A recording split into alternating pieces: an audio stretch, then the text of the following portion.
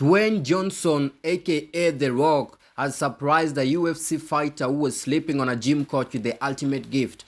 On July the 27th, the 51-year-old former WWE wrestler shared a touching video of him surprising Themba Gorimbo, a 32-year-old UFC welterweight fighter who was struggling to buy a house for his family. In the heartwarming clip, Johnson can be seen quietly entering the gym while the UFC fighter was in the middle of a sit-down interview. He then stood behind him and waited for Gorimbo to notice his presence. It's crazy what can happen when you are able to tell your story, who you can inspire, touch. Gorimbo said before turning around and embracing Johnson when he realized he was behind him.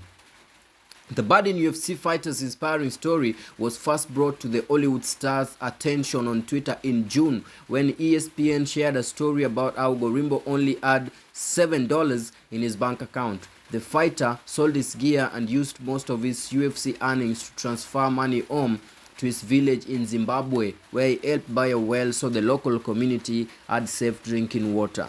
The story touched the Jumanji star, who had been open about the financial struggles he faced early in his professional wrestling career, such as he was living out of a car with just $7 to his name before becoming one of the biggest stars in the sports entertainment business. The first ex-actor stuck to his word by surprising Gorimbo with his very own property.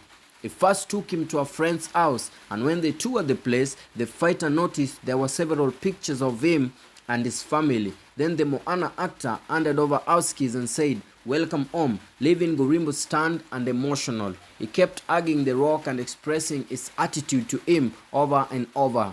Johnson then told him that the house is all his and that he doesn't have to think about anything, adding that the only thing you think about is your family, getting them over here, getting them with you, your training, and becoming a champion. Gorimbo responded by promising Johnson that he will become a champion and will use the money he was saving up for a house to build another well in Zimbabwe.